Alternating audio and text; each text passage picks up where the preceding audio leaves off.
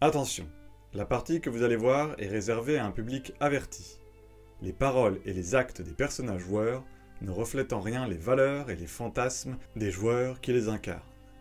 Bon visionnage et bienvenue dans le monde de Blade in the Dark.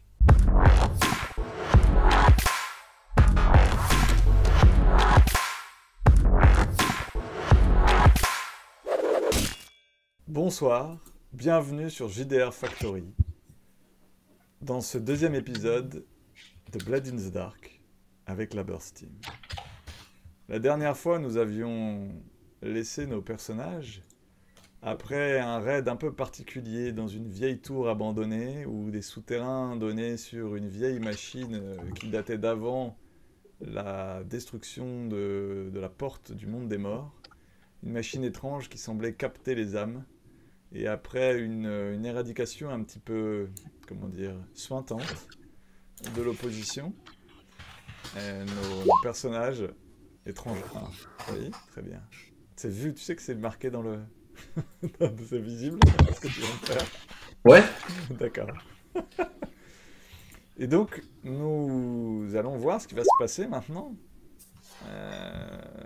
Ce que vont faire nos trois personnages. Est-ce qu'ils vont décider de rentrer, d'agir? Nous allons voir ça tout de suite. On va se rappeler du casting. Il y a donc Jefta, ou Jeff, l'écorcheuse, qui semble être un petit peu la capitaine du groupe. Nous avions Aniel, Grace, la limier, un petit peu la solitaire perdue dans son monde et qui semble avoir un lourd passé qui la poursuit. Et enfin, nous avions Gunny, l'extrême limite. Un personnage qui, à lui seul, m'a demandé d'enregistrer un disclaimer pour la précédente partie. Eh oui. Donc, cachez les enfants, soyez open d'esprit. Fabien va encore nous sortir un immonde personnage. Voilà. Bien. Sur ce, bienvenue dans Blade in the Dark. Et nous voilà... La question c'est, est-ce que vos personnages ont quelque chose à faire dans cet obscur laboratoire d'un autre âge, ou est-ce qu'ils sont rentrés dans leur territoire? Tu voulais lancer une phase de downtime, ça me semble bien. D'accord. Bien. Donc dans Blade in the Dark, une fois qu'on a fait le heist, le coup, la mission, il y a ce qu'on appelle le downtime. Donc je vais pas le jouer en suivant les règles point par point, on va le jouer de manière narrative, parce que c'est quand même beaucoup plus sympathique comme ça. Mais c'est un moment où les joueurs, les personnages sont censés lâcher de la pression, relâcher un peu ce qu'ils ont dépensé, soigner leurs blessures et se préparer pour le coup suivant. Et pour cela, ils vont devoir regarder un petit peu leur fiche de gang, qui est le moment important à surveiller, puisque c'est ça qui permet de donner des idées aux joueurs sur ce qu'ils auront envie de développer. Et donc, vous pouvez voir actuellement à l'écran la magnifique fiche Roll20 du culte des porteurs de lumière. Et à partir de ça, les joueurs vont pouvoir s'inspirer de cette fiche pour savoir ce qu'ils veulent faire ensuite pour l'aventure suivante. Nous sommes donc dans un quartier, le quartier du Vieux Marché. Pas tout à fait à l'endroit à l'opposé de là où il y avait la tour, dans une zone plus centrale, près d'un canal. Et là, il y a une vieille chapelle abandonnée, où il y a une soupe populaire où on nourrit les pauvres, où on permet aux petites gens d'avoir un minimum pour se chauffer, ou d'avoir des collectes comme des couvertures ou des vêtements. Et cette chapelle est menée par l'oracle et ses disciples. Mais ce soir, la chapelle est en deuil, car il y a une cérémonie. Une cérémonie pour se rappeler à la mémoire de Gabriel, dont l'âme aujourd'hui est en train de tourner dans cette étrange machine trouvée sous la tour il y a quelques jours de cela par Jefta, Aniel et Gunny. Jefta, à quoi ressemble la cérémonie du culte lorsque l'un d'entre vous a péri en mission? Eh bien, il y a dans cette petite chapelle, il y a une partie qui n'est pas réservée au culte principal, mais qui est justement réservée pour des occasions particulières. Euh,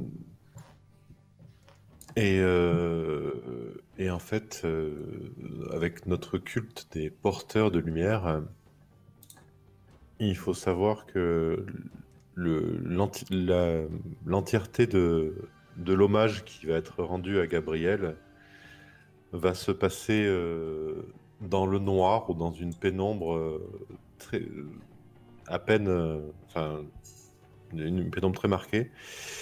Et c'est juste à la toute fin que vont être allumées des petites, euh, des petites lanternes que chaque personne qui a voulu rendre hommage à Gabriel, euh, voilà, ces lanternes vont être allumées à la fin. Et, euh, et il est très probable que le corps soit en lui-même incinéré. Très bien. Donc vous avez récupéré ce qui restait du corps.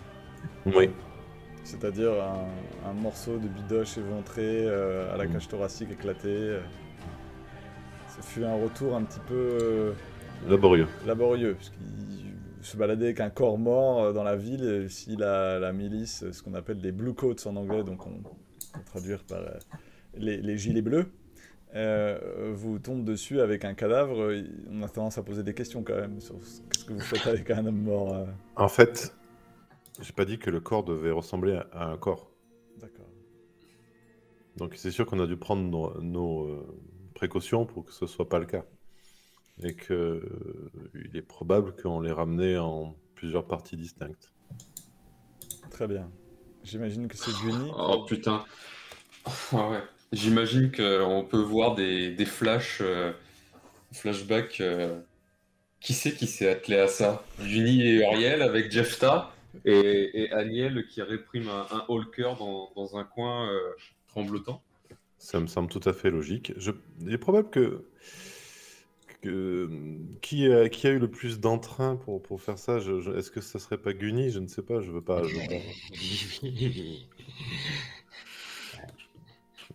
T'as vu comme j'ai pété la porte? Ben voilà, j'ai pété aussi. Moi, je pète les os, comme ça, c'est plus facile à couper après, tu vois. Non, c'est pour C'est comme assumer un le poulet, disclaimer c'est- complètement, quoi.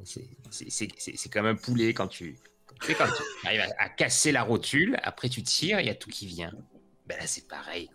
Agnel, regarde, Agnel, t'apprendras des choses. Hein? En temps même. Petit Agnel. Ok, bah on va faire un flashback dans le flashback.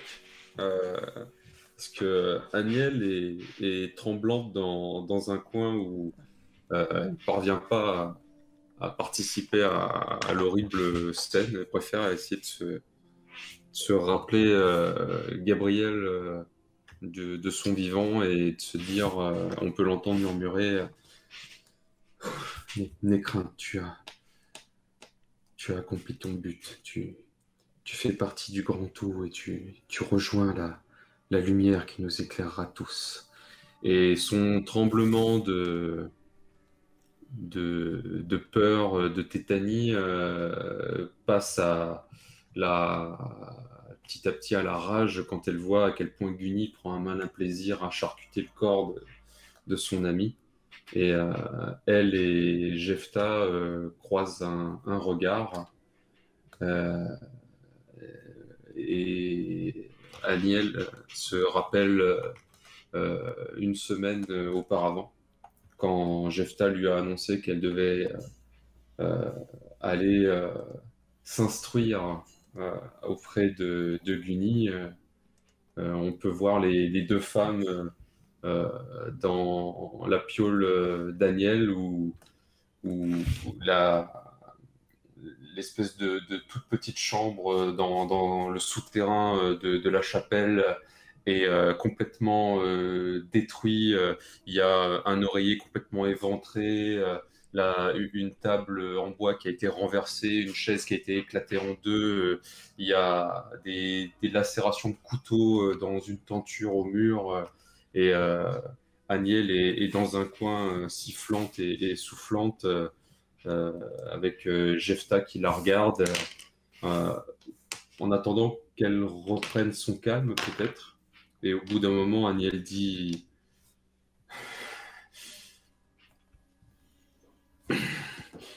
que je passe une semaine avec...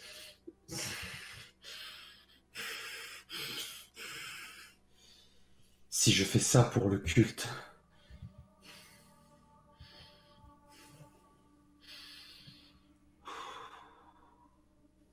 Si je fais ça pour le culte,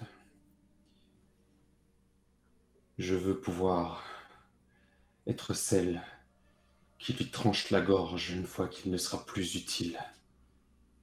Une fois qu'il ne nous sera plus utile. Est-ce que tu peux me promettre ça, Jefta?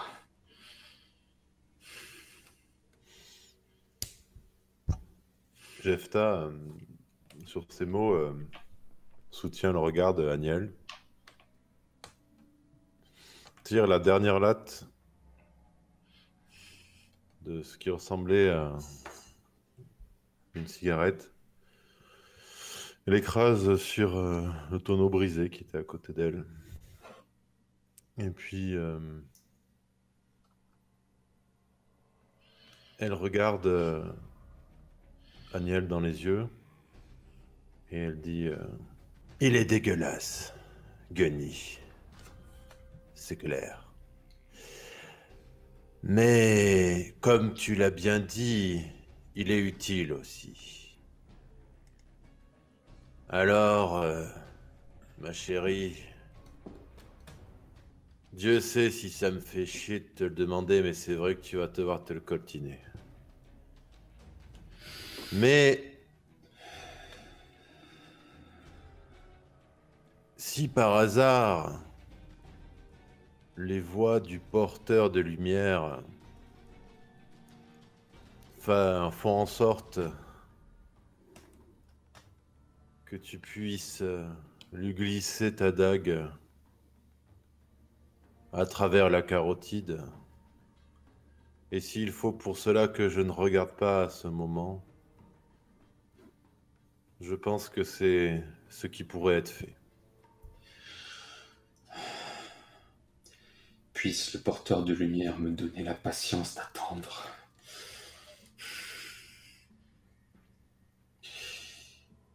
Je ferai ce que je peux.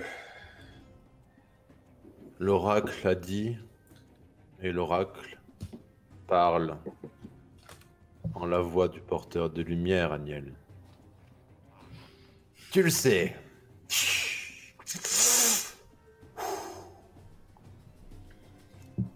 Mais sache que tu as ma sympathie et je sais que ça va être difficile. Je me Toi, Pardon. toi et l'oracle, Jefta, vous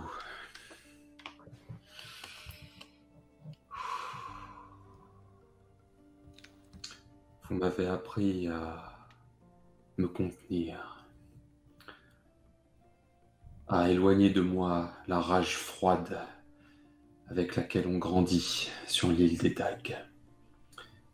Et pour ça, je serai éternellement loyal au porteur de lumière.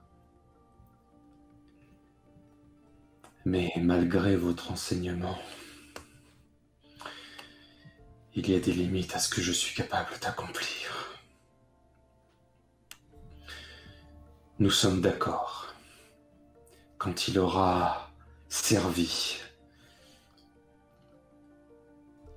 je trancherai sa sale gorge.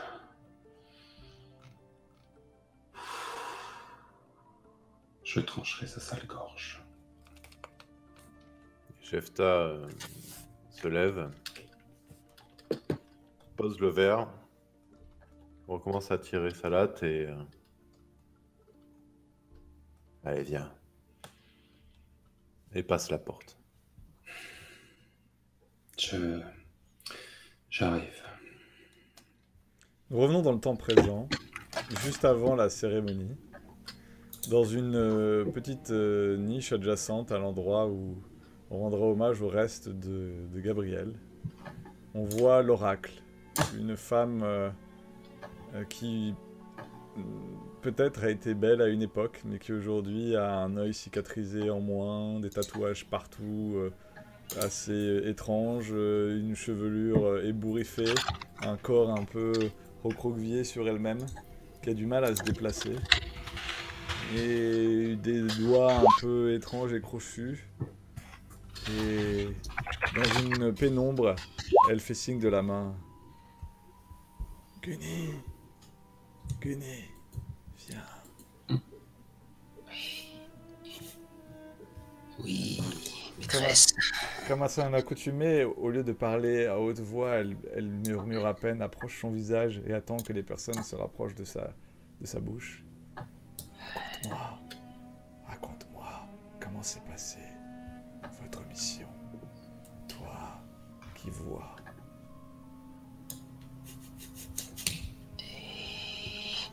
Oui, c'était bien. On a tué, mais on a surtout trouvé la machine, maîtresse, que vous souhaitiez qu'on découvre. On l'a trouvée, on l'a fait marcher. Elle marche bien. Des cercles de métal qui tournent sur des cercles de métal. Oui, c'est ça, celle-là même. Et qui tourne vite, qui tourne bien, grâce à Gunny, parce que Gunny, il sait parler aux machines. Il sait parler aux femmes aussi, mais il sait très bien parler aux machines. Et on l'a fait tourner, on l'a fait marcher. Gabriel, il est encore là-bas. Enfin, il est aussi ici un peu en petits morceaux, mais il est là-bas aussi. Son fantôme, il est resté dans la machine. On pourra lui rendre visite de temps en temps, lui dire bonjour. Y a-t-il d'autres esprits dans ce cercle de métal qui tourne sur des cercles de métal? Oui, on a fait rentrer tous ceux qu'on a tués. Oui. On a 3, 4, peut-être 5. 3, 4, 5, 4. Je crois qu'il y en avait 4. Auras-tu l'amabilité, lorsque les rites pour le passage de Gabriel et la mémoire qui doit nous marquer à jamais, de m'emmener jusque là-bas? Oui, Je bien sais sûr, maîtresse. que tes mains expertes sauront me guider mieux que personne.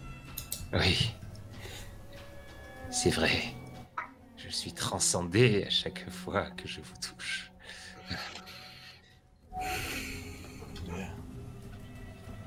Et comment s'est comporté Jefta et Aniel? Elles ont bien servi le porteur de lumière. Ah oui. Aniel, elle a tué. Elle a bien tué. Et Jefta parle bien. Elle nous donne envie de faire les choses. Mais je veux encore travailler avec Aniel. Tu vois que l'oracle t'attrape la main, Gunny. Ah. Tu es une chose. Mais ce qui est important, c'est la lumière.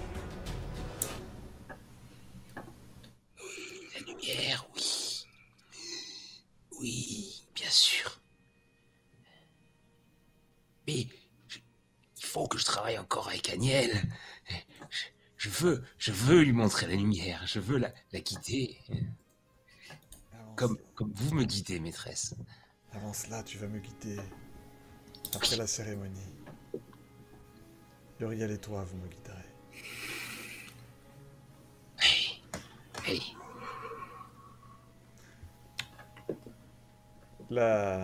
L'ombre tombe sur cette scène et découvre le moment de la cérémonie où il y a les restes ensanglantés dans une sorte de tissu, j'imagine, posé sur la stèle au milieu de la chapelle.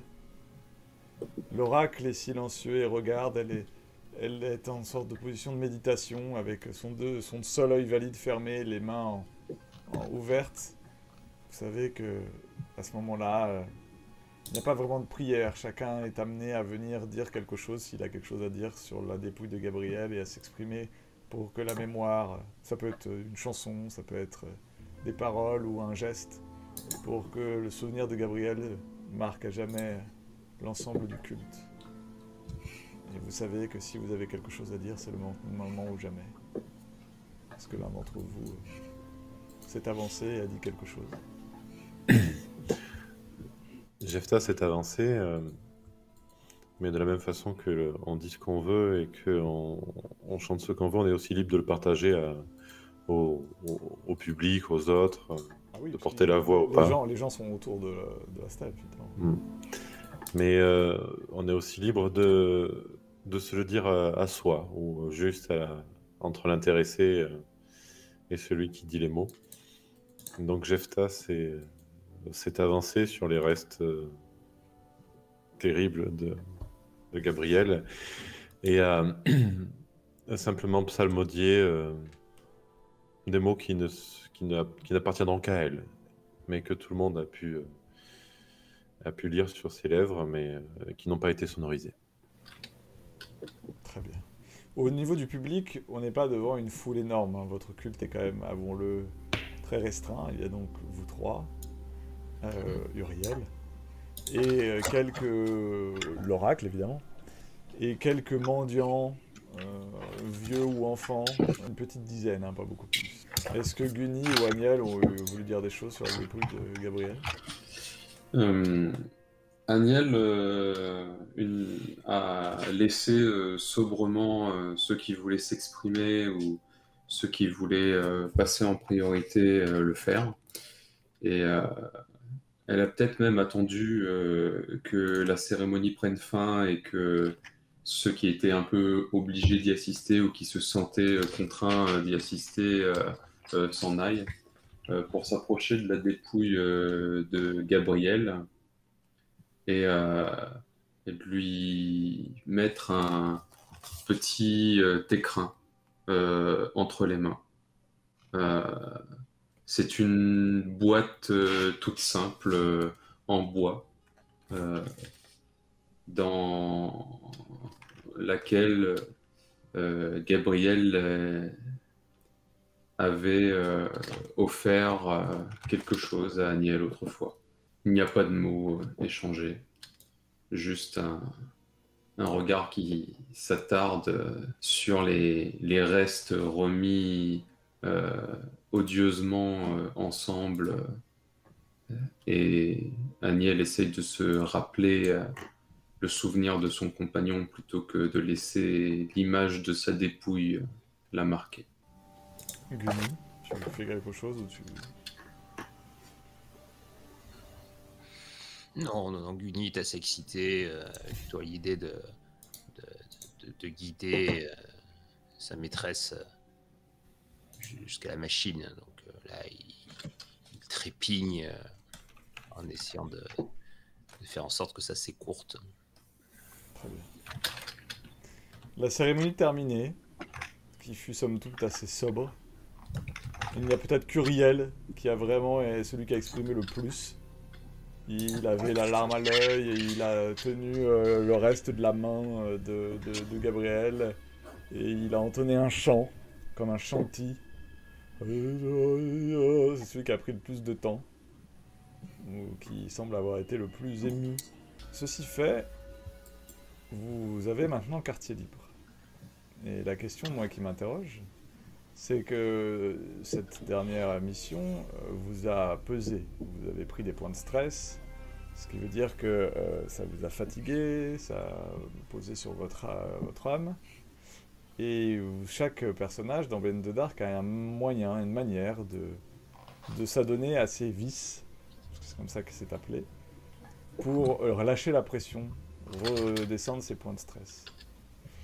Et donc je serais curieux de savoir. Je pars du principe, tu m'arrêteras, Fabien, que ton personnage, dans les vices, il y a l'option de weird, bizarrerie, étrange. Tu peux mettre un token dans le comptage d'étranges. Je pars du principe que ton personne est plutôt intéressé par ce genre de manière de vice étrange et bizarre. Tu me dis si ça te convient. Et je pense Oui, que bizarre. C'est Ouais. marqué bizarre. Ouais, et je pense que aller faire un truc bizarre avec l'oracle avec la machine me semble être un moment pour toi qui peut compter comme Mhm. très bien. Donc nous garderons ça pour la fin et donc je vais me tourner vers Jefta et Aniel. Comment Jefta fait-elle pour relâcher la pression? Ben, il est très probable qu'elle aille Tu peux voir les consommer. listes qui sont disponibles et donc Oui, oui, je vois, je vois.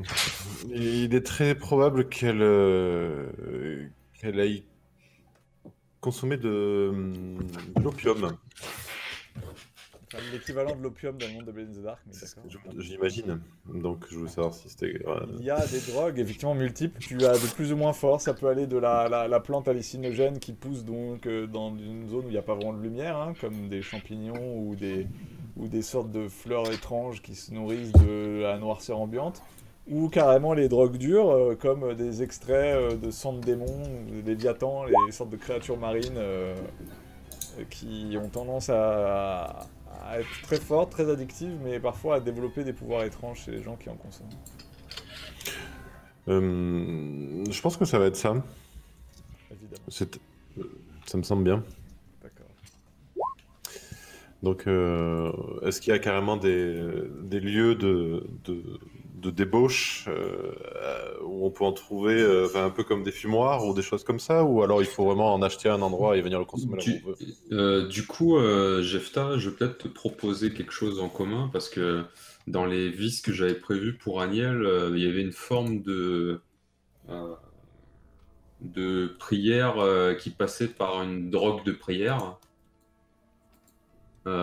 pour pouvoir communier avec le porteur Moi, il y de aura lumière. il y aura moins de prières, mais il y aura peut-être plus de drogue, donc ça va D'accord. compenser, je pense. Ok, non mais du coup, je te laisse aller dans ton truc alors. Ah non, non, si, mais c'est possible. C'est juste que la façon de faire, enfin, le média est le même, mais c'est juste la communion qui est différente. Ouais, mais à mon avis, du coup, on n'est pas du tout au même endroit. Désolé, je voulais pas. Là, ça marche. Ouais.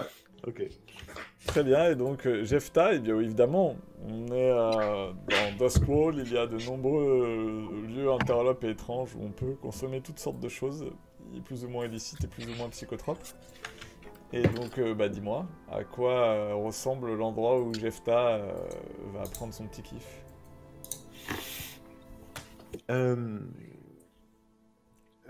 C'est une. J'imagine qu'il y a. C'est près des docks. Oui. C'est près des docks. C'est un ancien, un ancien navire de guerre qui a été mis en cale sèche et qui a été retourné à un endroit qui est plus du tout, qui a été retourné et qui fait quasiment partie des habitations maintenant. Et donc ça s'appelle le bateau ivre. Et on y va pour boire un verre à l'occasion, mais c'est aussi intéressant d'aller à cet endroit-là parce que c'est évidemment là où on va pouvoir recueillir les dernières entités des monstres marins. Enfin, en gros, on a de la matière fraîche, quoi, si tu veux. C'est le marché noir des pêches, des harponneurs. C'est ça. Donc il faut savoir que les bateaux dans Blade in the Dark, c'est plutôt Steam, hein, donc c'est des trucs en métal et tout. Après, tu peux tout à fait avoir un bateau, tu l'as décrit, hein, mais pour moi, il était. J'ai utilisé le mot bois, peut-être. Non, mais en tout cas, il peut être en métal, en tout cas. Ça me pose pas de problème. Surtout pour visualiser pour vous tous, d'imaginer que c'est plus du vieux bateau en métal avec de la rouille dessus qui dessine des dessins étranges à force de rouiller sur le côté avec une vieille machinerie oubliée. C'est ça. Et à l'intérieur des bars qui ont peut-être été jolis à une époque, mais qui sont aujourd'hui boisés vermoulus. Tout ça est cuivré. C'est ça.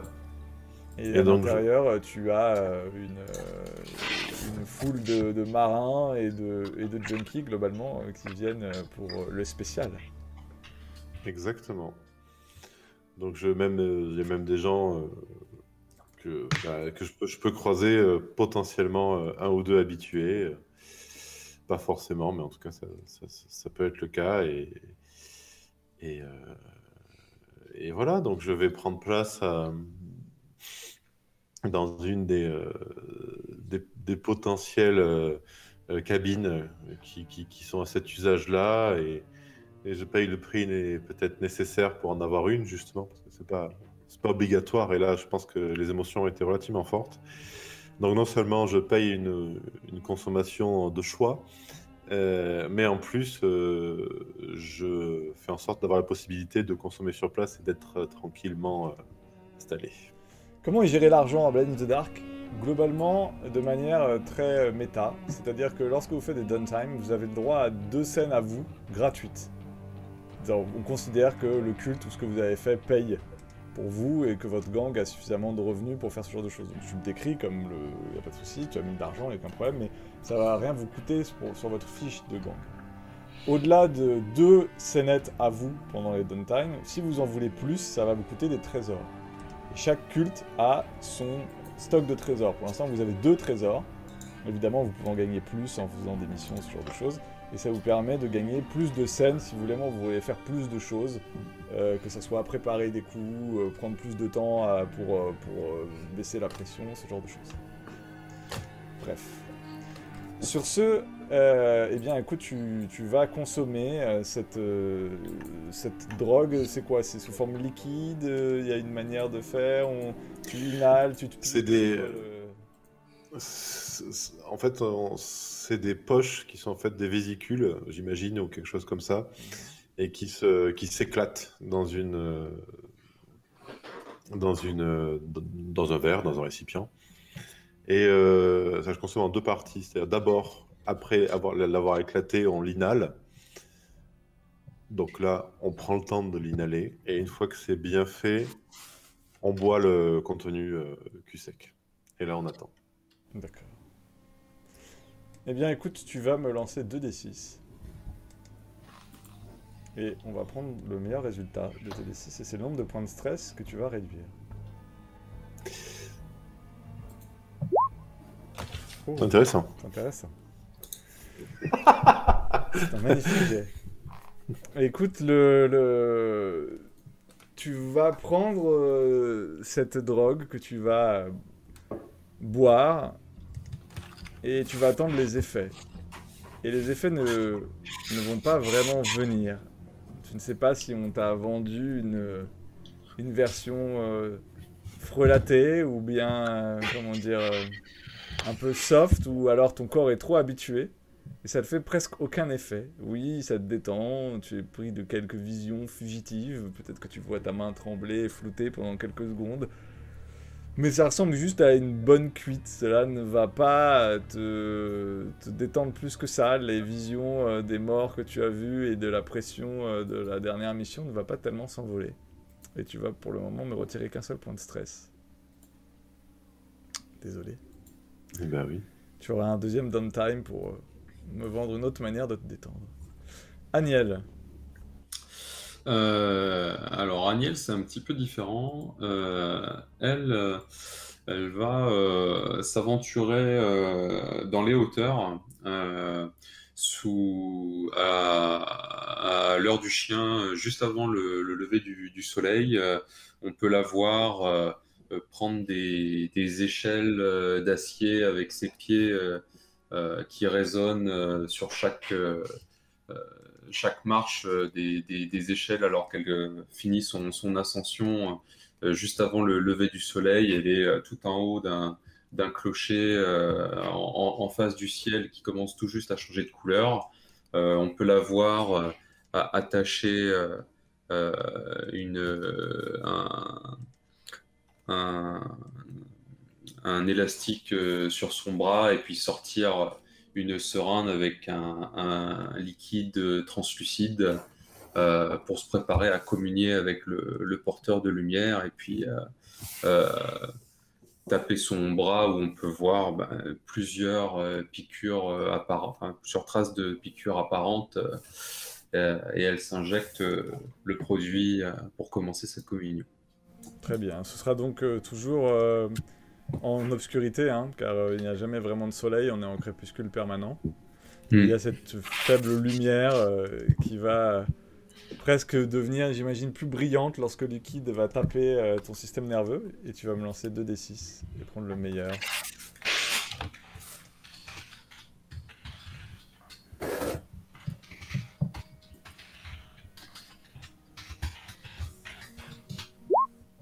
Six. C'est mieux. On achète du bon produit, hein. Mais tu remarqueras que tu avais 4 points de stress. Mhm. Que donc 6 te soigne beaucoup plus que tes 4 points de stress. Ah, Et lorsque ça arrive, on appelle ça que tu overindulge. C'est-à-dire que l'effet de ton repos est plus fort que ce que tu attendais. Il y a plein de suppositions, de solutions possibles. Voilà. J'ai envie de me tourner vers toi parce que je suis sûr que tu es très créatif pour me raconter à quel point... qu'est-ce qui va se passer? Effectivement, les premiers moments, tu vas tomber en arrière, la lumière donc du crépuscule va t'apparaître comme un soleil, tu vois. Ah, tu vas être en... Et qu'est-ce qui se passe quand tu overindulge? eh bien, là, il y a une puissante communion où Aniel va voir une figure dans les nuages descendre vers elle et commencer à tourner autour d'elle et puis lui faire des signes de la main comme pour l'attirer quelque part et elle va la suivre. Les toits biscornus et monstrueux de la ville de Dustfall se transforment en des plateformes angéliques, dorées et brillantes, pleines de chaleur et de beauté. Et alors qu'elle avance en suivant cette figure qu'elle croit être le porteur de lumière, semblant jouer à cache-cache avec elle, les pas s'accélèrent, elle peut sentir les battements de son cœur grandir sous l'impulsion du jeu et un sourire, presque une grimace plaquée sur ses lèvres alors qu'elle elle se rapproche, elle voit le porteur se cacher derrière une statue, puis une autre, et puis au détour d'une statue, elle bondit, elle atterrit sur la figure angélique, tout sourire, et à ce moment-là, elle reprend conscience, ses mains pleines de sang, et sous son corps, un pèlerin ou un moine dans une tunique pleine de sang, une partie de ses dents sur le pavé et les mains d'Aniel meurtries par des dégâts qu'elle a visiblement fait au pèlerin. Elle est dans les hauteurs d'un bâtiment et d'un territoire qu'elle ne connaît pas et elle se relève prestement, elle laisse le corps là et retourne disparaître dans les ombres. Vu ce que tu as fait, et comme tu as overindulge, je vais partir de principe que, puisque c'est un moine, c'est quelqu'un de plutôt de respectable que tu as décrit qui est mort, les gilets bleus vont ouvrir une enquête. Évidemment, ça va prendre du temps, tout ça, mais en tout cas, il faut imaginer que peut-être que ce n'est pas la première fois, ou peut-être que c'est le premier. En tout cas... je pense que c'est pas la première fois. Voilà. Il y a donc certainement un détective, quelque part, qui travaille pour les Gilets Bleus, qui est sur cette sombre affaire.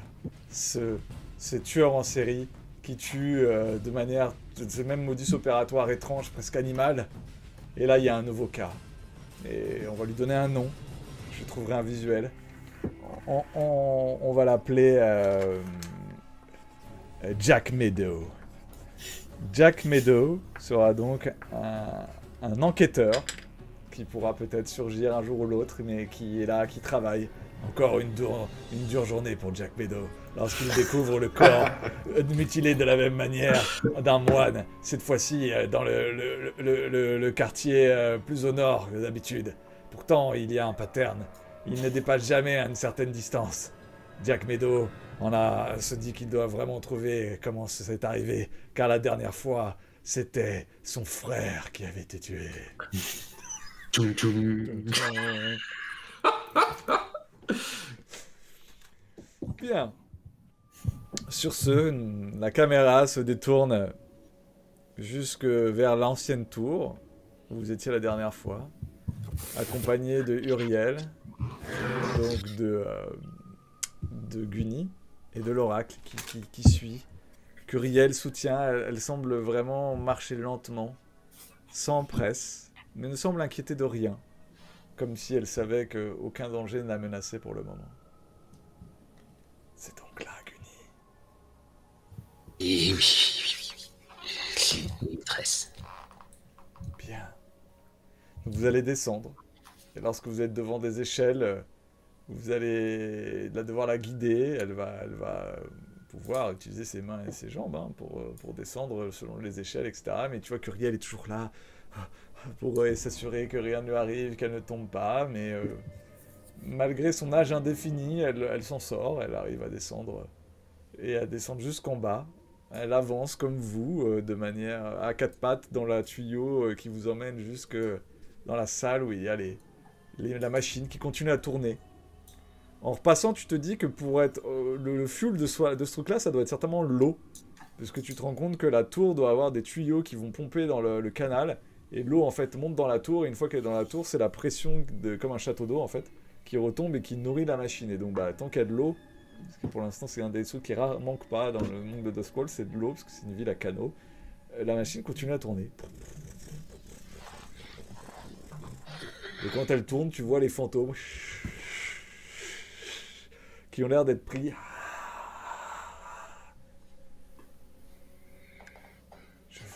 Je vois, Gunny.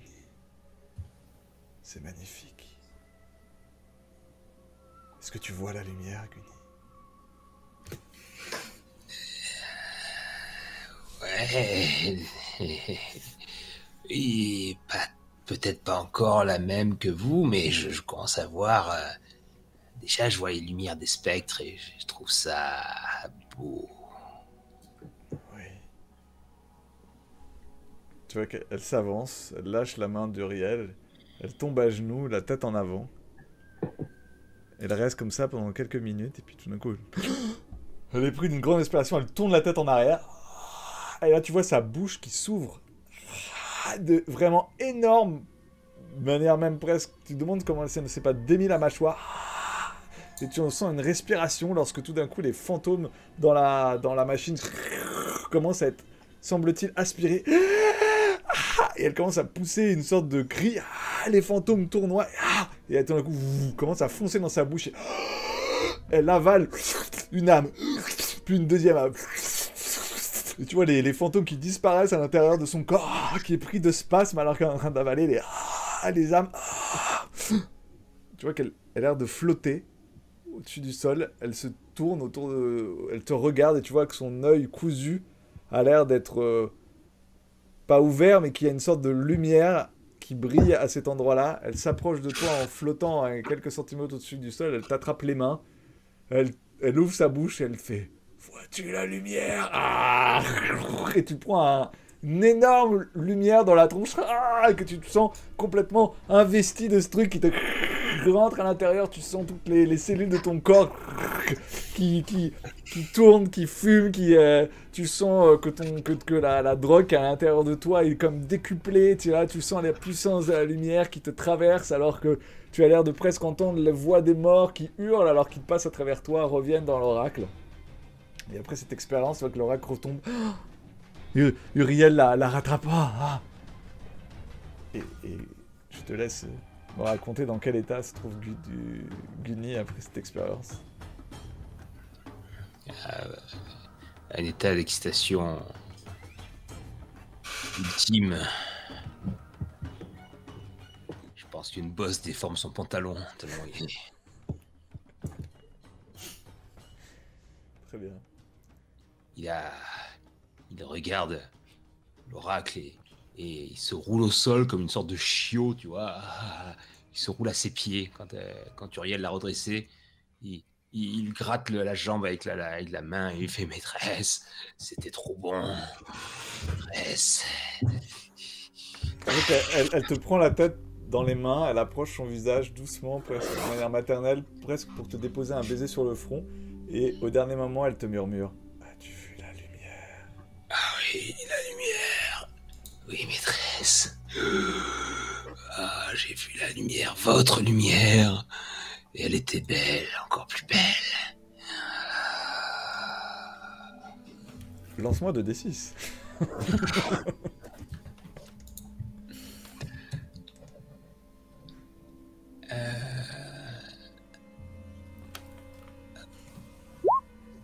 On va prendre le 6 donc. Et tu avais 5 points de stress. Tu as donc normalement overindulge. Mais comme on a déjà fait un overindulge, et que je trouve que ça sert à rien d'empiler les sur-overindulge, tu peux m'en faire un si tu veux, mais ce n'est pas obligatoire. Parce qu'on en a déjà eu un, vous avez déjà payé un coup d'un overindulge, celui du flic Jack Meadow qui est maintenant en train d'enquêter sur vous. Tu peux considérer que ça s'est bien passé. C'est moi qui fais cette house rule là, parce que quand il y a trop d'overindulge dans la partie, ça devient la whack. Donc, je pense que le trauma ou ce que ça a dû révéler pour ton personnage, à mon avis, va orienter ton roleplay et ça va être suffisant quand même.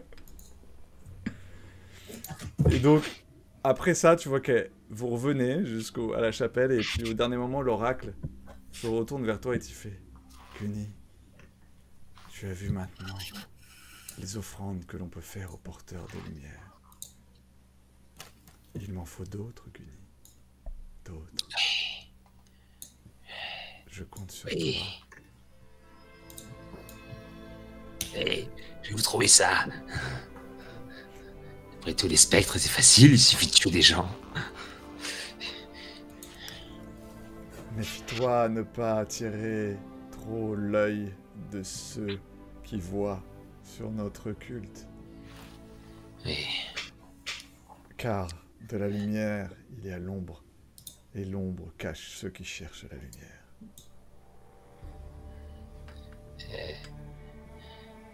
Et je tuerai les porteurs d'ombre s'il le faut. Nous ne laisserons que la lumière. Très bien, la lumière.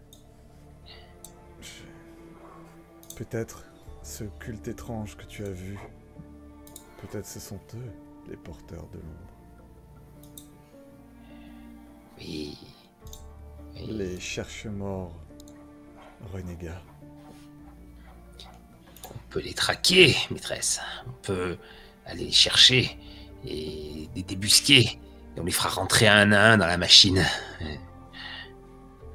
Pour vous. Pour Ce le sera votre garde-manger. Pour le porteur de lumière. Pour le porteur de Oui, lumière. oui, pour le porteur de lumière. Et tu vois que l'oracle, Claudico, retourne, tenu par Uriel, pour aller se reposer. Et je me retourne vers Jefta. Tu as ton deuxième downtime gratuit. Comment l'utilises-tu? Bah, un peu frustré par le manque d'efficacité de ce qu'elle a pris. Elle sent qu'en fait, elle a besoin de se changer les idées, mais physiquement. Donc, elle va redescendre à la salle commune du bateau ivre. Et elle va aller chercher celui qui lui a revendu la drogue. Et Ça sent la bagarre. elle va clairement aller directement à l'acte, quoi. C'est-à-dire, elle va arriver. Elle le connaît en plus. Il a toujours été à peu près réglo, quoi. Il s'appelle comment? On l'appelle l'alligator. Ok.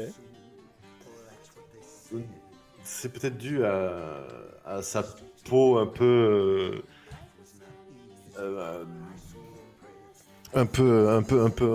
véreuse ou rocailleuse, ou à moins que ce soit dû à ses yeux jaunes ou à les dents un peu cassées qui sortent de sa bouche. Enfin, c'est peut-être l'ensemble de tout ça d'ailleurs. Mais en tout cas, ce qui est assez clair, c'est qu'elle va y aller franco et qu'elle va dire « Mais qu'est-ce que tu m'as vendu, là ?» Mais j'en donnerais... Je t'ai vendu ce que je vends à tout le monde. Ah ouais? Et ça? Et tout ce que je t'ai donné, là, tu pourrais en servir pour refaire tes dents, là? Enfin, maintenant, les dents, t'en as plus beaucoup. Et là, elle le chope à l'oreille, comme ça, et BAM! Elle l'éclate sur le bilo. Bar fight! Et donc évidemment, ça dégénère en baston. Tu fais des coups belles, tu dois avoir des punchs où on te voit te cracher. Attends, tu fais vomir un gars parce que tu lui as mis un uppercut. Tu dois cracher du sang parce que tu lui as pris un point dans la gueule. Et la caméra doit s'éloigner du bateau ivre alors qu'on entend un baston de taverne. Et on doit retrouver, j'imagine, quelques heures plus tard, Jefta, un sourire mauvais à l'œil, un cocard sur l'œil en train d'avancer comme ça pour rentrer jusqu'à la chapelle. Et tu vas me relancer le D6.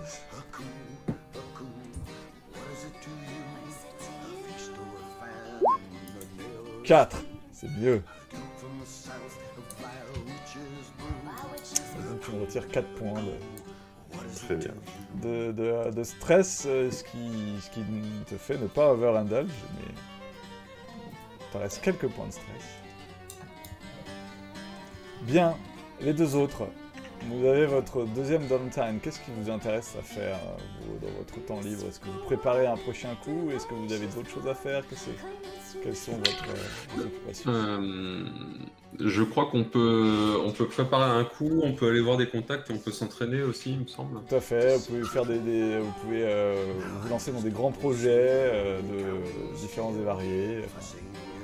Je pense que Aniel, elle se tient en laisse par une routine physique qui la met à plat. Elle a besoin de ça pour se vider la tête et pour se tenir en laisse, très clairement. Et donc elle va faire son parcours habituel où elle saute de toit en toit, où elle fait son circuit, elle va dans un entraînement physique intense pour écarter de son esprit toute pensée néfaste qui irait contre le culte. D'accord, donc ça me ressemble quoi? Un entraînement de prouesse, c'est ça? Ouais, je sais pas si on cible une compétence ou si on cible l'attribut. Tu cibles l'attribut. D'accord, ouais, donc ce serait du prouesse. Ouais. Parce qu'en fait, quand tu arrives au maximum de l'attribut, tu peux te payer des points supplémentaires des attributs qui sont en dessous de l'attribut Ouais. maître. Bah, écoute, tu vas mettre 2 points d'ex dans prouesse. Ok. Sachant que votre culte, lui, est spécialiste dans la détermination. Il y a certainement à avoir des rites avec l'oracle, ce genre de choses, et donc quand vous vous entraînez en détermination, vous prenez 3 pex au lieu de 2. Parce que, voilà. J'ai augmenté un peu le taux de pex, parce que j'aime bien quand ça progresse vite dans Blades Dark. En tout cas, c'est ça, il y a un qui rapporte plus de pex. Et Gunny, qu'est-ce que tu fais, toi, dans ton temps de...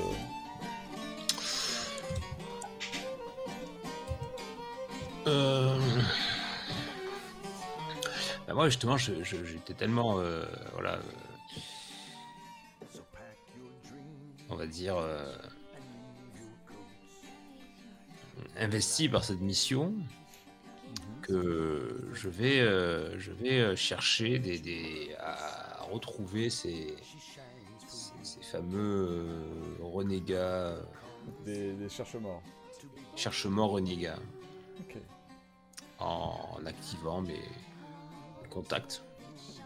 Pour autant que j'en ai beaucoup, je sais pas. Oui, tu en as certainement. Voilà. Donc, quel contact tu actives pour faire ce genre de choses? Alors, Équerre d'un voleur de cadavres. Il a, comme quand je lis sur sa fiche, il a Jules, Bah oui. trafiquant de sang. mais c'est quoi un trafiquant de sang? Bah, c'est une bonne question. C'est quoi un trafiquant de C'est sang? Qu'est-ce qu'un trafiquant de sang? Pour un alchimiste, en tout cas, pour quelqu'un porté dans la technique. Ah,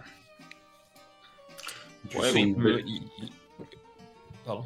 du sang de bête curieuse, par Ça exemple. peut être du sang de Léviathan ou de ce que tu veux, c'est pas indiqué, donc c'est toi qui choisis. Hein. Ouais. Oui, il pourrait en fait, il pourrait être mon fournisseur dérivatif, comment on peut appeler ça, de liant pour mes Si potions. c'est du sang de Léviathan, c'est le consommable qui sert à toutes les expériences un peu magico, mystiques, etc. Parce que c'est ce qui sert à faire toutes les armes électroplasmiques et toute la technologie qui permet de repousser les fantômes. Donc avoir accès à du sang de Léviathan, ça te permet de nourrir énormément d'expérimentations, de machines, de gadgets bizarres, etc. Quoi. Donc, Par exemple. ok. Mais là, et le voleur de cadavres, en fait, c'est quelqu'un avec qui je ne m'entends pas ou... Non, tu t'entends pas, tu as la flèche vers le bas. Eckerd, un voleur de cadavres. Je mettrai sur Roll20 le visuel de à quoi ça ressemble sur la fiche des personnages. Ok. Et les autres, s'il n'y a pas de flèche, Il n'y a pas de flèche, c'est que quand tu veux en créer des contacts, c'est pour donner. C'est pas exhaustif cette liste. Tu l'utilises si tu as envie d'utiliser pour créer des contacts. Là, c'est les deux bases, on te donne cela. Si tu as envie d'en créer d'autres, c'est cela ou d'autres, en fonction de l'histoire. Par exemple, Jack Meadow, que nous avons créé tout à l'heure, on pourra la rajouter sur la fiche de Aniel comme le détective. Alors encore loin, parce qu'il ne sait pas que c'est elle, et on est au début de l'enquête, mais qui est là. La cloque, il y a une sorte d'horloge qui vient de se déclencher, qui est l'horloge l'enquête de Jack Meadow, et régulièrement, en fonction de vos actions, on pourra se rapprocher vers vous et le faire intervenir. C'est une manière de créer un contact négatif non exhaustif. Et ok. Et donc tu vas voir, si je comprends bien, Jules, Oui. le trafiquant de sang de Léviathan, qui doit travailler dans les docks, alors pas au bateau ivre, hein, mais dans une zone un peu éloignée des docks principaux, mais dans une sorte de ce qui ressemblerait à un ancien abattoir, mais tu vois, où on doit maintenant faire pendre des morceaux de Léviathan, c'est d'énormes créatures, mais qui sont coupées en différents gros morceaux, et il doit y avoir des petites mains qui récupèrent, tu vois, le sang qui perd et qui le vendent à prix d'or au brave Jules. Et donc après en profite pour toi, il doit travailler là-dedans et vendre le sang qu'il détourne de ce vidage et de le revend à des gens comme toi. Donc il doit être avec une sorte de grande blouse en cuir, avec des grands gants, un masque bizarre sur la tête, des cheveux hirsutes et... Alors, Gunny, montre-moi. Ouais, c'est bien. Comme d'habitude, toujours à l'heure, précis. Tiens. C'est ça pour toi. Tu trouves un flacon dans lequel tu as un morceau de bidoche qui flotte dans un liquide opaque, noirâtre.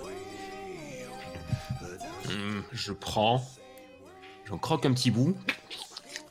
Ah, mais t'es un malade, toi. Tu sens que t'as... Tu dois avoir un effet bizarre qui te passe, c'est dégueulasse, t'as l'impression de manger de la mort, et en même temps ton corps est tellement habitué aux substances étranges que... Je crache ce qui reste après l'avoir bien mastiqué. Ça va, je le prends, je pourrais en faire quelque chose. Chacun son délire. Et dis-moi, je cherche des gars... Des mecs, tu sais, avec le bec de corbeau, là. Ça cherche mort. Ouais, mais pas ceux qui sont dans les rues, à la vue de tout le monde. Non. J'en cherche qui sont dans les sous-sols, avec les rats, je sais pas, ils sont bizarres. Tu vois, des gens bizarres, comment ils sont? Ouais, je crois avoir entendu parler. C'est pas des mecs comme nous, tu vois. Nous, on est des mecs normaux. Mais là, c'est des mecs bizarres. Des mecs normaux entre Gunny et l'autre qui est là avec son masque, son grand tablier en cuir, ses grands gants couverts de sang et des yeux un peu comme ça et des cheveux. Oui, je vois ce que... Des gens normaux, oui. Eux, ils sont flippés, tu vois. Ils ont leur masque bizarre, là. Et en plus, ils parlent bizarrement aussi. Et je sais pas, ben moi... Enfin, franchement, les derniers qu'on a vus, ils étaient pas frais, on les avait butés. Mais j'ai pas eu le temps de demander où étaient leurs potes. Et je voudrais bien les retrouver, leurs potes, tu vois. Je vois. Écoute, Je crois avoir entendu dire que travailler comme cherche-mort, ça porte sur le ciboulot. Putain, il y a des gens, ils pètent des plombs parfois. Et mais ça arrivera pas à nous, on est des gens intelligents, nous. Hein.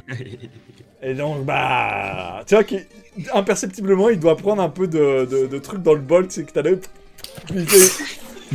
Et donc... Tu vois, et tu remarques en fait qu'il a les lèvres noircies, tu sais, en permanence. C'est un peu comme les lèvres de Sappho du Manta, tu vois. Genre le truc, c'est bien trop noir pour être honnête, tu vois. Ouais, derrière son masque, tu vois, il a retiré son masque quelques secondes, tu vois ses lèvres, il a les dents jolies, les gars, tu remets son masque. Là, mais c'est un masque chirurgical, hein, c'est le truc de truc, pas un masque facial. Hein, mais, et donc, comme ça porte sur le système, j'ai cru comprendre qu'il y en avait certains, ils devenaient un peu fou, tu vois. Ah ouais, c'était ça, c'était des mecs, c'était fou en fait, ouais, t'as raison. Et normalement, bon, les cherche-morts, ils cherchent les cadavres, puis ils vont capturer les âmes, et puis tu vois, ils les emmènent pour les dissoudre dans la tour des cherche-morts. Et eux, ils ont un peu l'impression, je sais pas ce qu'ils font, mais ils ont tendance à vouloir développer leur propre méthode, d'après ce que j'ai compris. Ouais. Et ils sont vachement à la recherche de cadavres, en fait, ces gens-là, si tu veux. Et je crois savoir, tu sais, ton pote, là... Escobar, Egbert, là, comment il s'appelle? Egbert, c'est ça? Ouais, Egbert. C'est pas mon pote. Ah, je crois que c'était ton pote. Il m'a Non, dit, la dernière fois que je l'ai croisé, il m'a dit, si tu vois Gunny, dis-lui que la prochaine, elle est pour lui. Alors je me suis dit, il parlait d'un truc sympa, non? C'est pas ça? Non, il parlait de son croc de boucher. Voyons. Vous faites ce que vous voulez, hein. Votre corps vous appartient. Hein. Si t'aimes les coups de mais je te boucher, barre. voilà, bon... Non, mais bon, ouais, après, Eckerd est comme ça, mais il a de bons côtés aussi, il faut le connaître. Voilà. Moi, je le connais trop, donc j'ai plus envie de le voir. Voilà. Bon, bah, en tout cas, je crois savoir qu'Egbert, il vend des cadavres à ces gens-là. Peut-être que si tu lui demandes poliment, il te dira où est-ce qu'on les trouve. Ouais. Ouais, bon, chaque fois je perds des bouts de peau avec son truc là, c'est. Ça avec un crochet en même temps. Ouais, mais y a pas que Mais ça. c'est vos travaux, c'est vos délires, hein, moi je juge pas. Ouais, je préfère pas y penser. Ouais, non, mais t'as raison. Je pourrais y envoyer la petite Aniel. Tu me parles souvent, Daniel. C'est adulciné. Oh, non, pas encore. C'est bien, il faut avoir des gens sur qui compter. Moi, par exemple, je m'entends très bien avec Fichou. Avec Fichou. Fichou? Oh, il vient parler. Mais Fichou? Oui, Fichou. Fichou. Tu vois, il se retourne, il va près de là-bas, il fait Fichou. Il prend des bouts de trucs, puis il les jette dans l'eau. Bloup, bloup, comme ça. Fichou. Bon, t'as l'eau qui fait bloup, bloup. Yeah. C'était un poulpe? Ou... Ah, c'est beaucoup de choses.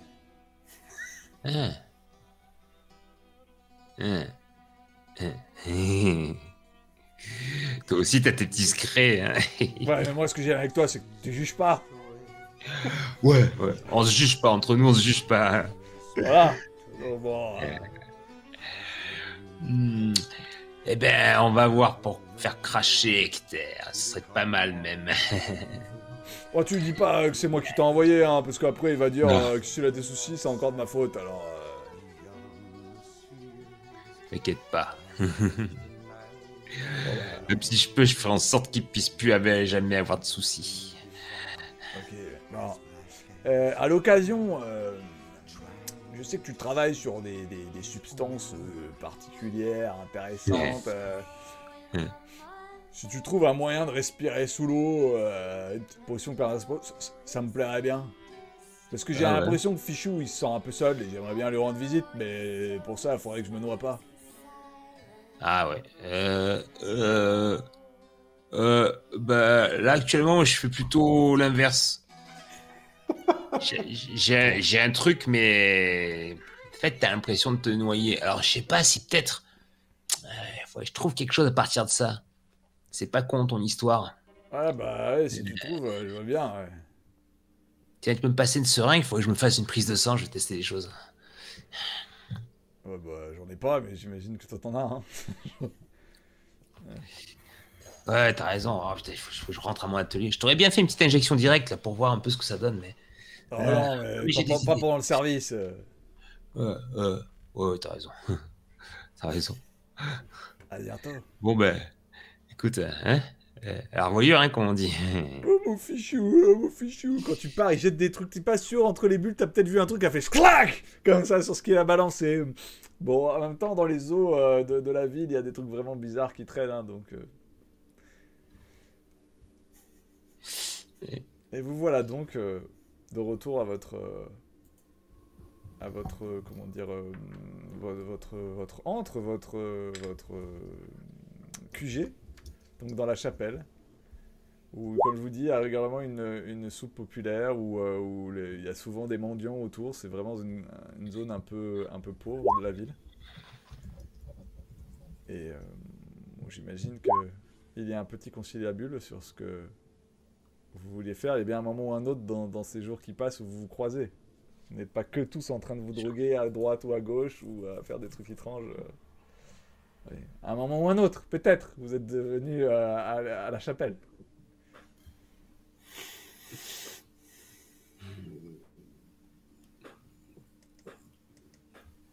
Donc, Ben, c'est peut-être. Il est probable que Jefta rentre et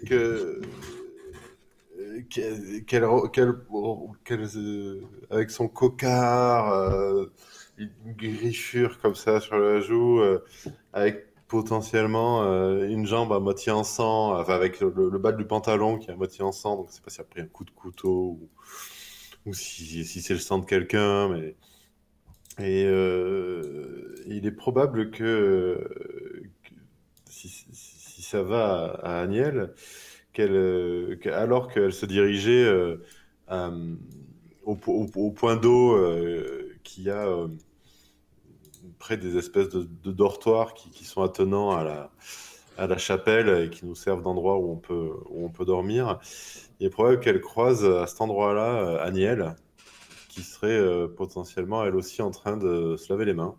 Et il est possible que cette eau soit un peu trop rouge aussi. Ouais. Mais tu retrouves une Anielle calme et composée, qui effectue une tâche de routine où et très clairement elle elle se lave les mains d'un sang séché euh, qui est là et elle se frotte les ongles avec une brosse euh, comme un geste presque rituel que tu as vu assez souvent depuis qu'elle a rejoint le culte. Jefta arrive, elle, elle, elle se met un peu sur le côté de l'espèce de fontaine, de pompe à eau là qu'il y a. Et, et elle aussi commence à se débarbouiller, puis elle regarde les mains de Daniel, elle dit ça va, Daniel? Très bien, Jefta.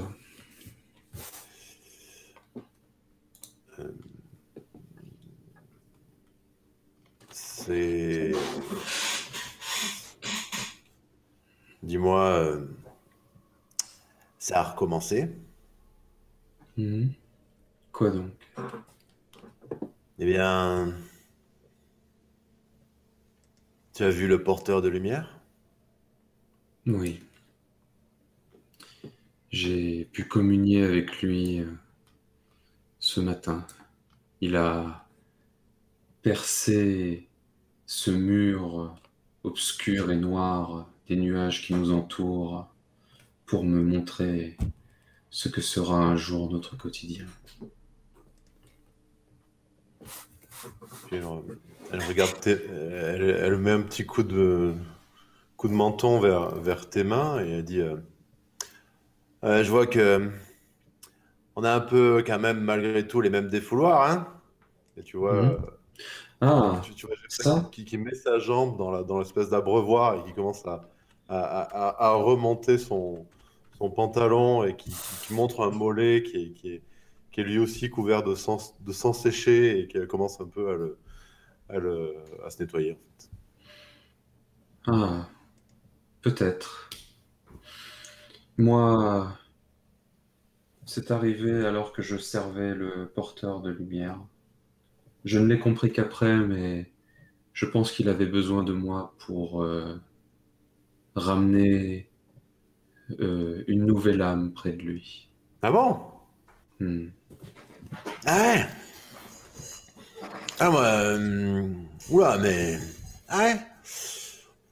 C'était pas pas juste pour aller te défouler un petit peu, quoi. C'était pendant... Enfin, d'accord. Hmm. Ça, ça me réconforte. Depuis que je rejoins le culte, je le vois de plus en plus souvent et il opère à travers moi de plus en plus souvent aussi. Je pense que je le sers de mieux en mieux. D'accord. Alors Hmm. tu vois que Jefta, elle n'est pas sûre de vouloir bien comprendre ou d'aller au-delà de ce qu'elle pense avoir compris. Et, du coup, elle frotte un peu plus énergiquement son mollet et puis elle dit bon, et tu sais, si l'autre détraqué est rentré avec l'oracle, bon, heureusement qu'il y avait Uriel, mais bon, c'est vrai que ça. Enfin bon, ça va, je pense que ça s'est bien passé, mais ils sont rentrés? Tu les as vus ou pas? Je crois effectivement, je veux dire, ce personnage dégage un certain arôme facilement reconnaissable. Bon. Je vais finir de me raver, enfin de me laver, enfin de me rincer, enfin je sais plus. Puis je vais aller dans la chapelle. On se Très rejoint bien, là-bas? bien, bien entendu, Jefta. À tout à l'heure. Je vais t'attendre. Et Aniel fait quelques pas en arrière et reste immobile, observant Gesta finir sa toilette. D'accord. Tu sens que donc, Jefta se change sans pudeur et se lave complètement. Ça, je se met même nue devant toi et après elle repasse les mêmes fringues. Et elle dit c'est bon, on peut y aller. Ah, est-ce que tu penses que nous allons bientôt répandre la parole? Je veux dire, nos effectifs se sont un peu réduits récemment, mais nous avons gagné, enfin, les porteurs de lumière ont gagné un nouveau territoire. Pas exactement un territoire, mais vous avez gagné quelque chose, mais c'est pas un territoire, mais oui. Hmm. Il nous faudra plus de bras pour s'assurer qu'ils ne tombent pas entre de mauvaises mains. Ouais, t'as sûrement raison. Des plus de bras. C'est sûr que là, c'est pas le vieux Jaco avec ses dents à moitié édentées et les trois gamins qui traînent là qui vont nous faire la force vive du culte du porteur de lumière. Ça, c'est sûr. Ouais. T'as bien raison, ma chérie. Donc, il est très probable qu'on doit prêcher la bonne parole. Je pense que tu peux être vraiment quelqu'un de performant là-dedans. Je me trompe, Daniel? Je crois que les mots ne sont pas forcément ma meilleure arme pour servir le culte. J'ai souvent du mal à faire comprendre mes intentions. Il n'y a que toi et l'oracle qui, je pense, me comprenez vraiment.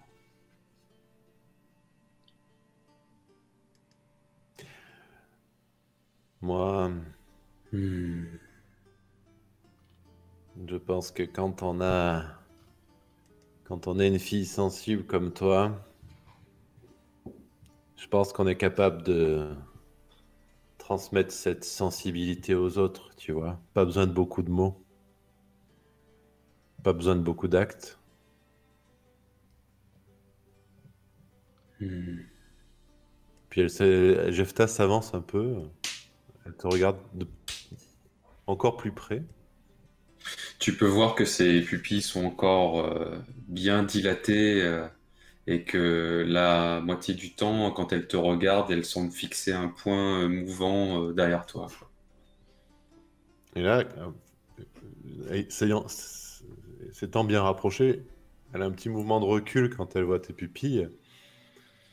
Et puis elle dit bon, après, ma chérie, il faut redescendre hein, des fois, hein, parce que Je sens parfaitement le sol et mon poids, mon équilibre,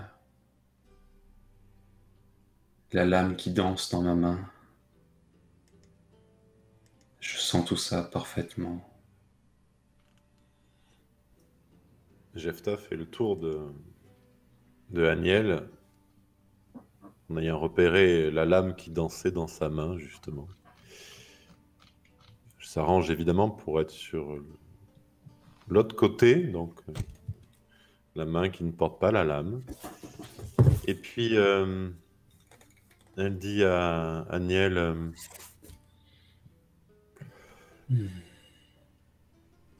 viens ma chérie, tu es dans la lumière encore un peu. Il faut que tu redescendes un peu dans l'obscurité. Oui, toutes les bonnes choses ont une fin. Je te suis, Jefta. Retournons dans les ombres.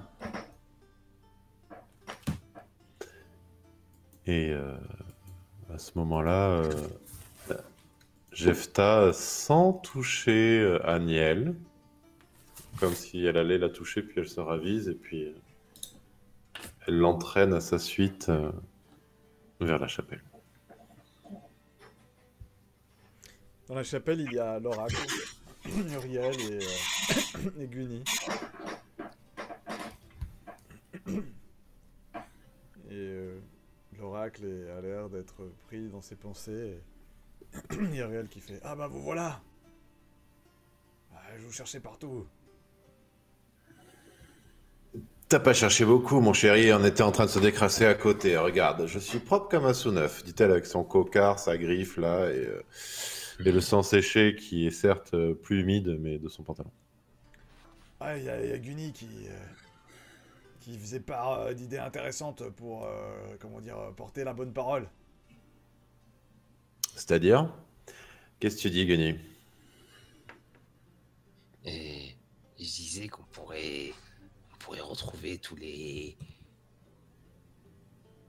gars avec le bec crochu là, tu sais, et le nez là, et le nez en plastique là qu'ils ont en cuir. Notamment les cherches-morts qui étaient oui, dans la tour, cherche-morts, tu veux dire? je sais C'est-à-dire? jamais le nom, mais c'est ça, cherche-morts. Et parce qu'en fait, ils sont tous un peu tapés, tu vois. Et ceux-là, ils sont très tapés. Et moi, j'ai un pote, il les connaît bien, et il m'a dit que c'est normal qu'ils soient tapés. Et surtout, j'ai un autre pote, que je connais trop bien. Et lui, il sait où on peut les trouver parce qu'il leur vend des trucs. Mais moi, je peux pas y aller voir. Alors, j'étais en train de demander à l'oracle si on pourrait pas Demandez par exemple à Aniel d'aller le voir. Et voilà, et comme ça, on pourrait avoir un peu plus d'informations sur là où on pourrait trouver ces gars. Et puis on y va, et puis on les égouille, et puis on en fait des fantômes. Euh, euh, Et on les... Ouais, on les égouille, parce que c'est...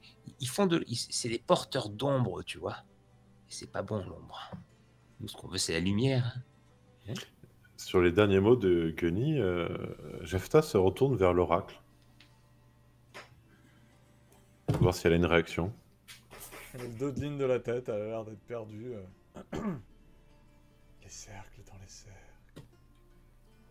L'obscurité derrière la lumière. C'est son état naturel, hein, vous la voyez comme ça la majorité du temps. Hein. Bon. Après, moi, ce qui me taraude, c'est que c'est sûr qu'on les a pas finis. Alors bon, c'est pas tant que je cherche ça particulièrement, mais en tout cas, ce qui est clair, c'est qu'on s'en est fait des ennemis. Mais pourquoi on irait les zigouiller spécifiquement C'est juste histoire de zigouiller tout le monde, Gunny? Je sais que ça fait partie de tes nouveaux délires ou... Non. C'est l'oracle. L'oracle l'a vu. Ce sont les porteurs d'ombre. Et ils nous empêcheront d'approcher le porteur de lumière si on en laisse trop se développer, comme les rats. Tu vois? Quand t'en vois un, t'en fous. Quand t'en as deux, tu commences à te dire merde. Et puis quand t'en as 40, ben là, t'es foutu. Donc c'est comme des rats. Faut les trouver. On les crève. On a fait des petits fantômes. On les met dans la machine. Dans la machine. Les cercles, là, oui, les cercles. Tu l'as entendu, l'oracle. Elle a dit les cercles, là, et les cercles. On les met dans la machine. Et donc à ce moment-là, vu qu'il y a une nouvelle intervention de Gunny, cette fois je me tourne vers Uriel. Et je dis... Uriel, t'es d'accord avec ce que dit Gunny, là? Moi, je sais pas. Ce qui est sûr, c'est que là, nos finances, elles sont un petit peu basses, quoi. Et c'est bien de traquer les... Moi, c'est ce que j'essaie de lui dire, quoi. C'est bien de traquer les ennemis du porteur de lumière, mais c'est bien aussi d'amener, de la nourriture. Alors bon, si par exemple les ennemis du porteur de lumière, ils seraient par exemple sur un territoire intéressant, c'est un bon moyen de peut-être, étendre un peu... d'avoir plus de tu vois, pour les gens qui ont besoin de lits pour dormir ou des choses comme ça, enfin tu vois, c'est bien d'avoir un peu plus de place, quoi. Cette chapelle c'est bien, mais c'est un peu petit, quoi. Et Gunny, c'est qui ton gars que tu connais trop? Ah, lui. Eker. Il aime bien les choses mortes. Et même quand c'est encore sur toi que c'est vivant, il aime bien les arracher comme ça, après ça devient mort. C'est un compagnon de jeu, on va dire, à une époque. Mais maintenant, on se voit plus. Il me parlera pas à moi. Je lui ai laissé un souvenir avant de partir. Il m'en veut encore. En même temps, il parlerait pas à nous non plus. Ah non, à toi, Jefta, non, t'es bien trop moche. Enfin, je veux dire, t'as pris des coups, quoi. Tu vois, enfin, t'es vieille, je sais pas quoi te dire, Jefta, mais tu comprends qu'il aurait pas envie, quoi. Par contre, Aniel... Tu sais quoi, Gunny? On va faire monter le désir chez ton gars. Donc on va proposer à la fois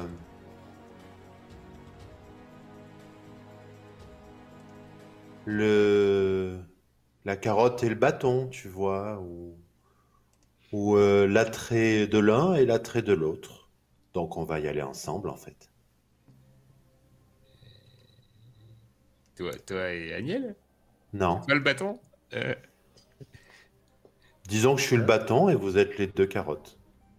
Ah ouais? Il y en a une, il va l'utiliser pour quelque chose, et l'autre, il l'utilisera pour autre chose. Je te laisse décider ce qu'il va faire avec les carottes. En tout cas, on va y aller tous les trois. Et puis avec Uriel aussi. Voir si ce territoire est aussi intéressant que on peut le supposer.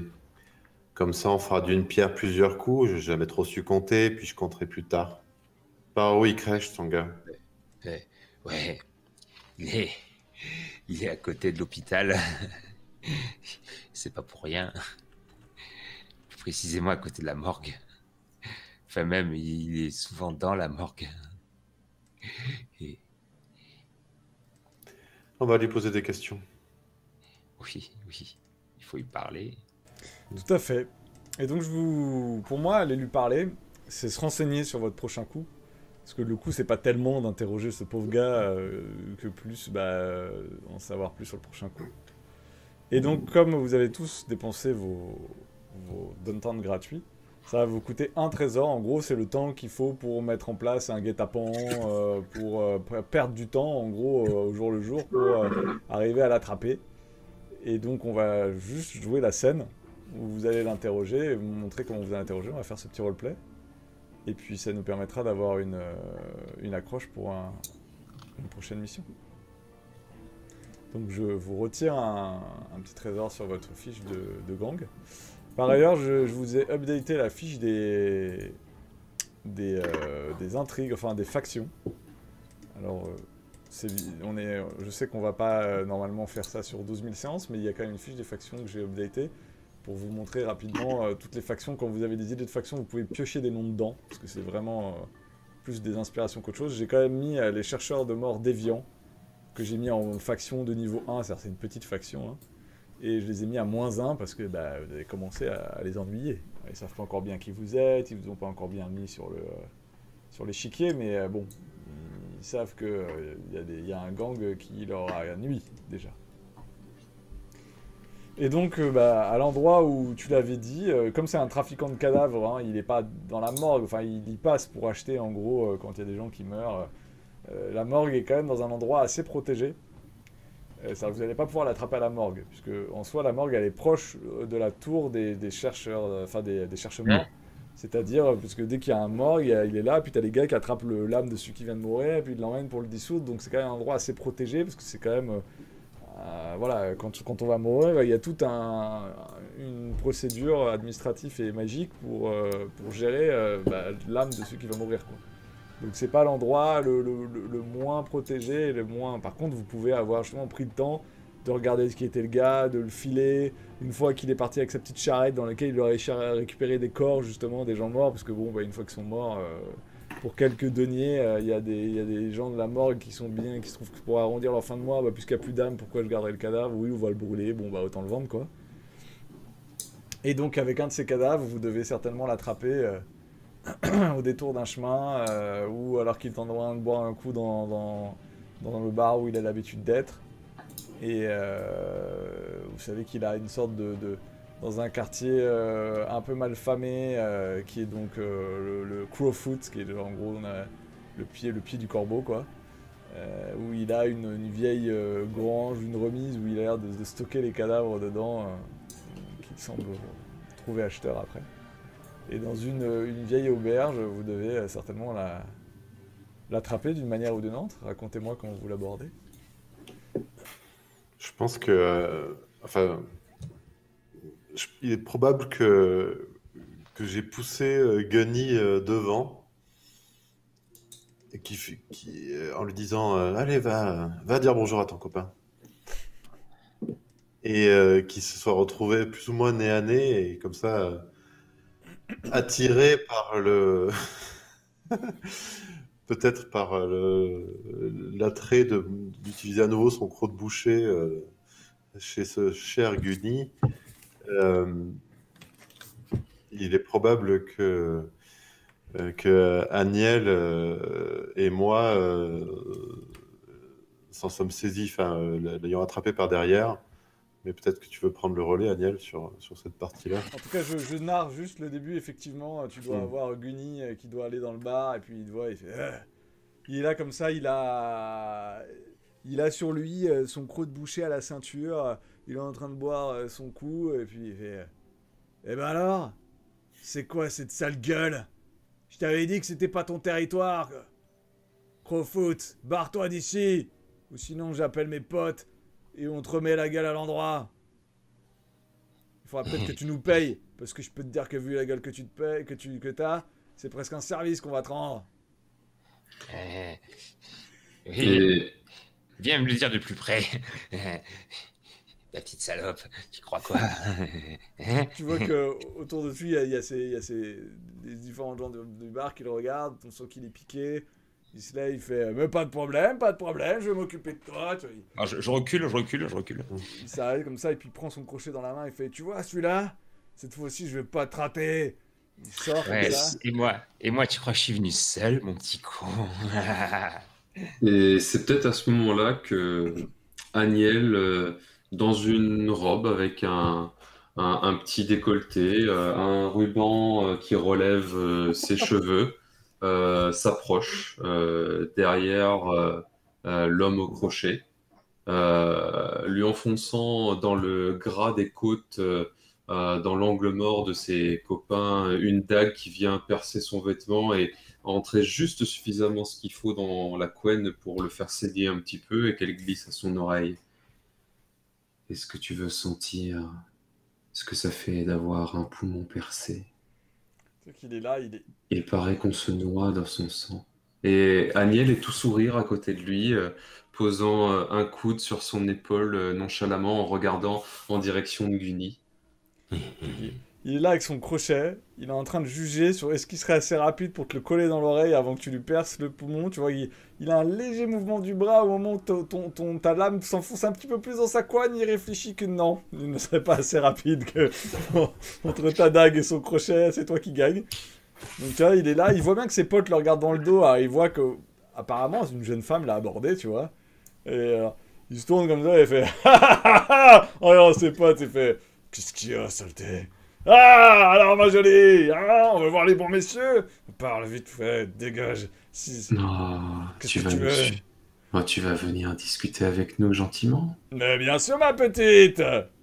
Et donc Aniel passe son bras autour du cou du gros boucher et s'approche près de son oreille, ce qui pourrait ressembler à un baiser de loin, et lui dire tu vas venir avec moi.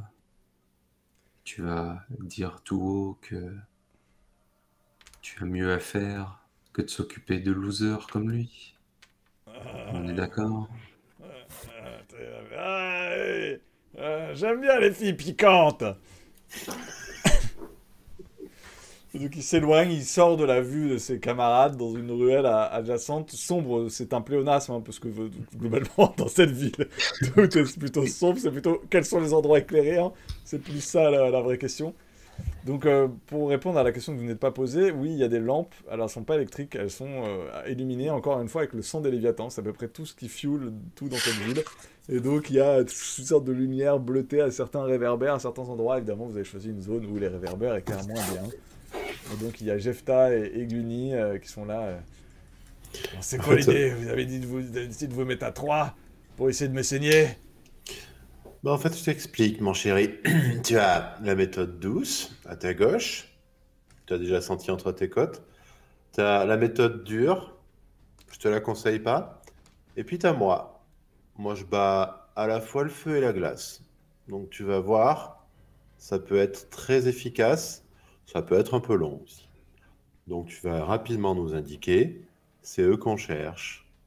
Tu vois là les faux cherche-morts. Il paraît que tu les connais bien. Alors, on aimerait savoir où ils crèchent, ça nous intéresse. Je sais que ça t'a pas fait plaisir de revoir ta sale trogne. Je te rassure, ça nous fait pas plaisir non plus. Alors vas-y, crache le morceau. Sinon, le feu, la glace, un peu des deux.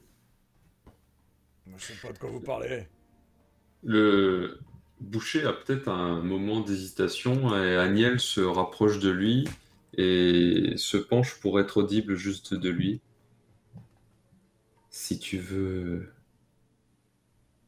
accrocher Gunny à ton crochet, rends-nous ce service et je te laisserai un morceau de sa viande. Qui regarde comme ça. Il juge, genre, c'est toi, entre bon, te se fout de ma gueule ou pas, tu vois. Écoutez, c'est des clients, on vend pas les clients dans cette ville. C'est des gens qui achètent ma marchandise, et je vais pas non plus vous donner... J'imagine que c'est pas pour leur faire des poutous, quoi. Vous voulez voir? Pas. Je comprends pas bien quand même. Si, je comprends quand il sent que la dague... Mais comme je vous dis, comment je fais, moi, si je perds des clients? Il réfléchit, Eker. Quoi qu'il se passe, tu les perdras. C'est pas toi qui les donnes, on trouvera l'info ailleurs. Et puis, tes clients, c'est nous maintenant. Puis il vaut mieux perdre des clients que perdre trop de liquide corporel. Il regarde, 3 contre 1, il a un croc de boucher, mais Jefta, il te connaît. Vous n'avez pas de mal à partir entre vous, mais bon, ta réputation de bagarreuse de bar et de... c'est la xème fois qu'elle a pété la tronche du bateau ivre, tu vois. Mais écoutez... je sais pas, en tout cas, c'est des gars qui s'habillent comme des cherche-morts. Mais bon, on les appelle les déviants parce que bon, bah, même pour cette putain de ville, ils sont quand même bizarres. C'est des gars, je sais pas ce qu'ils font. Ils adorent les cadavres, ils les récupèrent, et puis je sais pas ce qu'ils travaillent avec, mais ça a l'air de vachement leur porter sur le système, tu vois. Ah bon, je crois savoir que dans un des quartiers là-bas, là, c'est assez loin d'ici, et ils ont une petite bicoque, je sais pas ce qu'ils font là-bas, mais c'est non loin d'une tour qui protège contre les morts, là. Il vous indique the Lost District, qui se trouve en fait au nord, vraiment très au nord de la ville, et qui est de l'autre côté de la rive, et qui est un endroit où on appelle ça le Lost District parce que ça appartenait à la ville, mais comme maintenant ça se retrouve derrière les tours électroplasmiques, et c'est un quartier qui est vide où il n'y a plus personne. Et de ce qu'il a l'air de dire, il y a des morceaux de bâtiments, quelques maisons de ce Lost District qui sont juste à la frontière, tu vois, entre ce qui est derrière et devant les tours électroplasmiques, quoi. Mais c'est une zone où il y a vraiment normalement personne, qui est complètement abandonnée, à part les quelques ingénieurs qui vont travailler et recharger les tours, tu vois. Mais il a l'air de dire que là, il y aurait une sorte de vieille maison abandonnée, parce que personne ne vit de ce côté de la rive. Et je vous montre rapidement sur la carte. Vous, Night Market, là où vous êtes, c'est ici. D'accord. Je sais pas si vous voyez mon ping. Et donc Crowfoot, là c'est ici. Et il vous indique un truc qui est près du Lost District, donc c'est là, quoi. C'est vraiment un endroit de l'autre côté de la rive principale. Vraiment contre les tours, ça c'est les tours. Et donc un endroit où il y a vraiment, normalement on s'attend à ce qu'il n'y ait aucune habitation, quoi. Sachant que nous, on est où, basé? Night Market, quelque part dans Night Market. Oui, pardon. Et c'est sur ces informations, cette étreinte un peu serrée, que Ekbart n'oubliera pas lorsque vous le relâchez, où il ira évidemment se vanter que ses charmes ont eu un effet incroyable sur cette petite pépérite, et que vous repartez en réfléchissant à la manière dont vous allez gérer, j'imagine, cette prochaine mission. Ce sera dans un autre épisode. peut-être le troisième et dernier, nous verrons. En tout cas, si cette série vous intéresse, vous plaît, n'hésitez pas à commenter, à dire ce que vous en pensez, à dire s'il faut qu'on continue là-dessus ou pas du tout. Faites du Donjons et Dragons, bordel de merde. Arrêtez à jouer à d'autres jeux. Voilà. Et bah, écoutez, en tout cas, merci pour ce moment de Downtown, une petite partie, mais qui a été riche en découvertes sur la psyché de ces personnages complètement allumés. J'ai l'impression que Jefta est la seule qui est normale dans cette... En fait, je me trouve hyper réglo, en fait. Je pense que t'es la plus saine de nous trois. On aurait pas dit. C'est clair, quoi. Là. Sur les downtime, c'est clair, je pense. Ouais. Et ben merci à vous. À bientôt. Ciao. Salut.